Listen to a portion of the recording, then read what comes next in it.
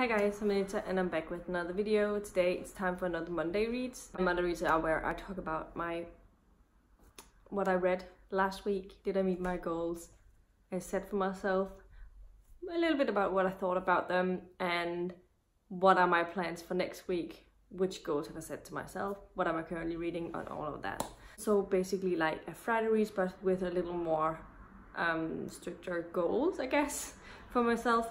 I realized today that I don't think I've uploaded any videos this past week since my last Monday Reads, which is a little bit weird. I generally tend to at least upload two videos a week, preferably, but I have been a little bit unsure about what to film this past week, in the weekend as well.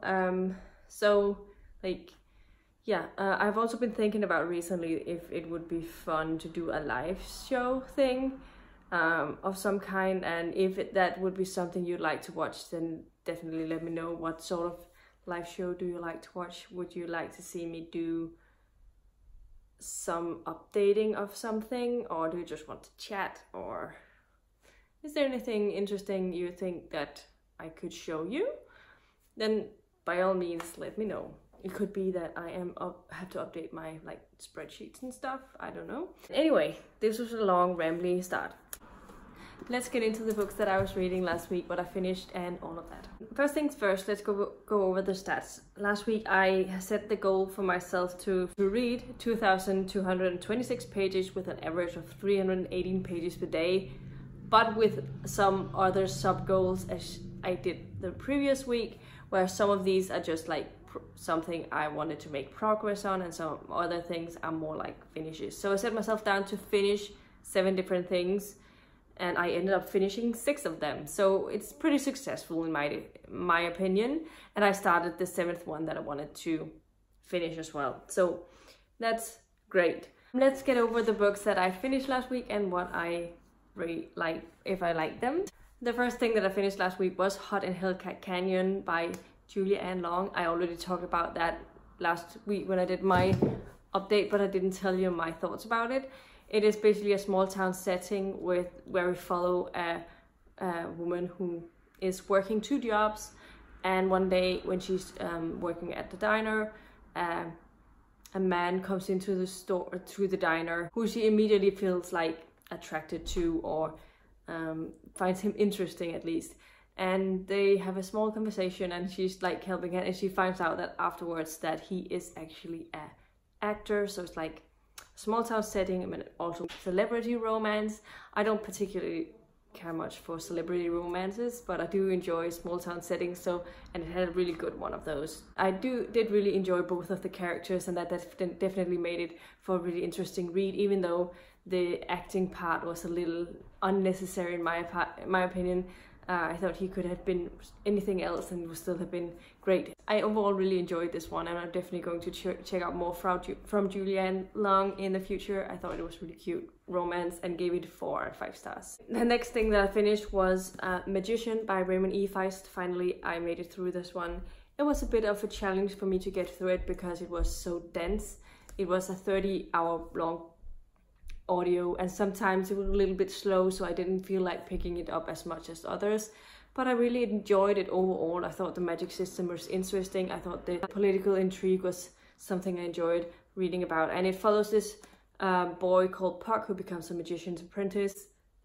Not long after, something weird happens, and they find there's some alien invaders are sort of taking over the land, and they try to figure out how to work with them, how to because Puck has a way of communicating with them, so that makes it for an interesting way. And he sort of tries to lead them all through this challenge, and it was a really interesting part of the thing, and it's very character driven. I don't think the plot was definitely not the focus. It took a lot of time to get anywhere, that was good, but I didn't think the characters was as strong as I wanted them to be, and that's probably why I never got fully invested in it. But I did end up giving it a 4 out of 5 stars anyway, because I thought it was written interestingly, and I'm definitely interested in reading the next one. The next thing that I finished was Romancing Mr. Bridgerton by Julia Quinn. This is the 4th book in the Bridgerton series, and this one follows Colin, Bridgerton, who is like the third oldest of the sons, and I just blanked on the name.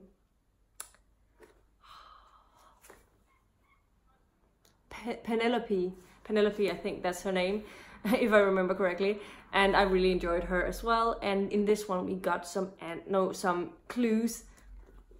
I'm not going to say much about it, but in this one we got some answers towards the author, who the author was, and it was definitely very fun to find out, because there's been a lot of mystery about that in the past 3 books. And yeah, I ended up really enjoying this one, and I gave it 4 out of 5 stars. It's definitely better than the previous one. I thought Colin was a better character, and I overall liked the plot a little bit more. Another thing that I finished on the same day was Ottolin and the Yellow Cat, or Ottolin og den Gule Kat, which is the Danish translated title. And this is a children's book. Like, I don't know how, what age group it's supposed to be, but you could definitely read this at very young, because the text is first and foremost pretty large, and it is also filled with illustrations throughout. And I really enjoyed it. I thought it was a really, really cute book. It follows Ottolin, who is mostly at home by herself. Her parents are traveling abroad a lot, and they are I don't know what type of adventurers they are on exactly, but they keep sending her postcards about places they've been to. And Ottolin has a friend called Marquard. I don't know if it's another name in English. Mr. Marquard is a creature that comes from somewhere in Norway. He's found, and they take him home and they become friends. He's like this little hairy fella and he's really cute. He doesn't like to have his hair brushed, but he above all else doesn't like rain and cold. It was really cute. I thought it was funny. And then they go on a quest to figure out some mysterious things that are happening in the world, where things are disappearing from the world, and it has something to do with different dogs that look suspicious. So yeah, I definitely enjoyed it, and it was a super fast read. And as I said, it's filled with illustrations that are really fun to look at throughout. Like, you have an overview of the whole house with things that happens. And I'm super happy I have the second one. I'll try and pick that up next week possibly, but not this week, but I'll get into that later. I gave this one 4 out of 5 stars as well, because I really enjoyed it and highly recommend it if you are the right audience for this. There's a lot of things I think to take from this. And it was nice to have something really easy to read in the evening if I was a little bit tired. The next thing that I finished was Heksejægerens Lærling, or Spook's Apprentice by Joseph Delaney. This is the first book in the Spook's Apprentice. Is that the name of the series as well? And it follows this boy called Thomas Ward, who is the 7th son of the 7th son. So he is destined to become the next witch hunter's apprentice, or Spook's Apprentice, I guess it's called in the American one. And he finds out quickly that it's not as easy a job as he thought it would be, and it's very, very quick. It was super fast read, and I really enjoyed it. I thought a lot of the writing style, or the humor, or whatever you want to call it, reminded me a little bit of Kenneth Bøgh Andersen, a Danish author that I read a lot. And so for that, I really enjoyed it, and I'm definitely looking forward to read on this one and figure out what's going to happen in the future. And there was a lot of things happening in this one that I thought was good, and I definitely understand it's a popular series. It's very easy to get through, and yeah, recommend it if you like middle grade, and gave it 4 out of 5 stars, I think. And there was a lot of 4 stars this week. It was a good overall week for me. The last and final thing that I finished this week was Den Gamle Troldmand, or Pawn of Prophecy, is finally over. This was a bit of a slow read for me, but I powered through it yesterday. I just wanted to finish it, and I read like about 100 of the pages yesterday. It's a 150 pages book, this one, and I'm happy I finished it now. It had some slow passages, but I thought it ended up really interestingly, and I'm definitely interested in reading on. But I think I give this first book 3.5 stars because it was really slow in places, and hopefully this series will grow on me as I read the books, but I'm going to give another try. Like, I'm going to check the third book, which is also like part 1 of the second one, and see how that goes and if I want to continue with the series after that. So those were the 6 books that I finished last week. Now let's go over the things that I started but did not finish and I'm currently reading now. The first thing that I started last week was The Hand of Oberon by Roger Zelazny. This is book 4 in the Amber Chronicles. And I think I read about 75 of the pages out of 188 pages. So I'm like a third of the way through it. I just found out it was going pretty slowly compared to the others. I was not super invested in what was going on, so I decided to try and work on something else so as it didn't drag me down completely. But I'm not putting it down, I'm just going to take a little bit more time to read it. So I'll get into that a little bit more when I get into my goals for next week. But I do hope to finish it soon.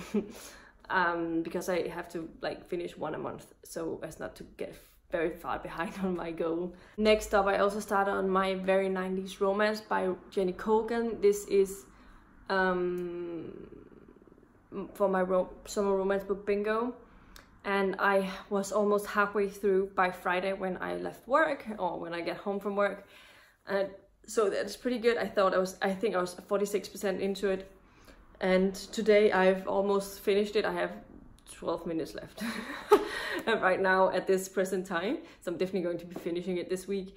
I don't really like this one. I have real issues with this one, but I'm going to talk about those in my next video. So you'll have to wait to hear about those. I finally also started on Circe by Madeline Miller. This is one I have out from the library on Overdrive, and I found out I only had like 7 days left on Saturday when I started this, so I have to finish it over this week so as it doesn't expire unexpectedly. So I'm definitely going to be working on this at home this week, and that's my plan, and see if I can finish it like that. So those are the 3 books that I started this past week and I'm currently reading. So it's not too bad. It's not too bad. And now let's get into my plans for next week. In total, my plans with all of the things that I want to work from, if I read all of the pages from those books, I will read 2,768 pages with an average of 395 pages per day, which is not going to happen, which is why I've divided it into sections as I have done previously. The 2 books that I would like to finish this week that I've already started are the 2 audios that I've just talked about, My Very 90s Romance by Jenny Colgan and Circe by Madeline Miller. I'm not going to talk much more about those.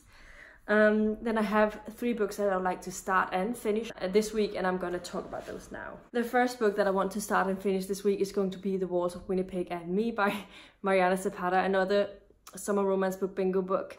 This is one of the longer ones. It's like 8 hours in my speed. It's 16 hours in total. It's a 600-page book, according to Goodreads. I also want to start and finish Fire Touch by Patricia Briggs. This is another book that is on my TBR, both for the Summer Romance Book Bingo, but also for Stacking the Series challenge. So that's why I put this on here. I am really looking forward to getting back to this. The previous book I loved. I gave it 5 stars, so I'm pretty sure I'm going to really enjoy reading this one over the week. Yeah, I just really wanted to have a book on here that I was excited about reading again, because last week I was not super excited about either the Old Wizard or like Pawn of Prophecy or Hand of Oberon, because they were a little bit slow and I wanted something that I really wanted to read. So I put this on this week because I really want to read it. So hopefully this will happen this week. Finally, for my easy reading part of it, I put down Full Metal Alchemist Volume 10 because I didn't get to this at all last week, even though I put it on my TBR. So this is on my TBR for this week, so I can start and finish this one. I mean, it's a manga, it shouldn't take me very long, but I love these mangas and I would like to continue on it. And I've heard excellent things about Volume 10 and 11 specifically, so I'm really looking forward to seeing what's going to happen. So those are the 3 books that I'm planning on starting and finishing. Then I have 4 books that I want to start or make progress on. The first one I want to make progress on is obviously Hands of Oberon. I'm hoping to just If I can get through a chapter or two over the week, that would be fine. I still will have the last week to get through the remaining part. Maybe 3 chapters would be amazing as well. I know that next week is like the Create Your Own Readathon is next weekend, and maybe I'll try and participate in that, and then maybe that could be one of the goals, even though the goal is about to read something summary, so I don't know. I want to try and finish it over the week, or at least make progress on it, and then we'll see what happens. But I'm planning on trying to participate in Create Your Own Readathon because it will reward me points for my bingo, and I'm all about getting all the points. Another book that I put on my to-read list is one that has almost gotten on hiatus for me, but more on the question mark part, which is The Rook by Daniel O'Malley. I only have 110 pages left. If I can get through a chapter or 2 of this, I would also be really happy. Because like there's not a lot left, so maybe I can finish it next week and have it off my TBR or currently reading TBR finally. If I finish Circe over this week, I'm going to be starting on the Readers from Broken Wheel recommends, translated from Swedish into English. But I'm looking forward to reading this. This is an audio, and yeah, it's like 500 pages, 400 pages at least. And I would like to start on this if I have time when I'm done with Circe, so we'll see if that happens. The last and final book I put on my to be possibly read is Speak No Evil by Alison Brennan. Again, I put this on because I didn't touch it last week, and I would like to see if I can make some progress on it, but we'll have to see what happens. It depends a lot on things, but it is on there, so we'll see what happens. Anyway, these are my plans for this week. Let me know in the comments down below what you read over the past week. Have you read any of the books that I've been talking about today, and what were your thoughts on them? What are you reading right now, and what are your plans for this week? Also let me know about that. If you have any exciting books you're planning on reading, then definitely let me know about that. And yeah, if you liked the video, please give it a thumbs up, subscribe to my channel if you haven't already, and I'll see you in my next video very, very soon. Goodbye!